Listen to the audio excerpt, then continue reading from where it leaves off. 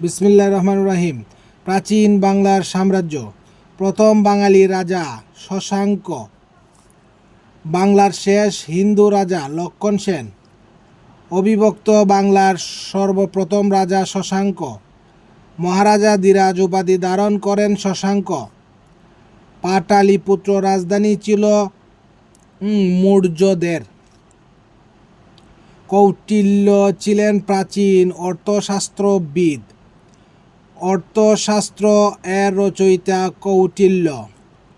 অশোক যে বংশের সম্রাট ছিলেন মৌর্য। বৌদ্ধ ধর্মের কনস্টান্টাইন বলা হয় অশোককে। প্রাচীনকালে এদেশের নাম ছিল বঙ্গ। মৌর্য বংশের শ্রেষ্ঠ সম্রাট অশোক। বৌদ্ধ ধর্মের কনস্টান্টাইন বলা হয় অশোককে। শশাঙ্কের রাজধানী ছিল কর্ণসুবর্ণ। বাংলার প্রাচীন নগর কর্ণসুবর্ণ এর অবস্থান ছিল মুর্শিদাবাদে। গুপ্ত সাম্রাজ্যের প্রতিষ্ঠাতা ছিলেন প্রথম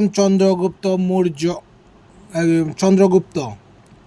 গুপ্ত বংশের শ্রেষ্ঠ রাজা সমুদ্রগুপ্ত। ভারতের নেপোলিয়ন বলা হতো সমুদ্রগুপ্তকে। প্রাচীন ভারতের স্বর্ণযুগ হিসেবে পরিচিত গুপ্তযুগ। অভিজ্ঞান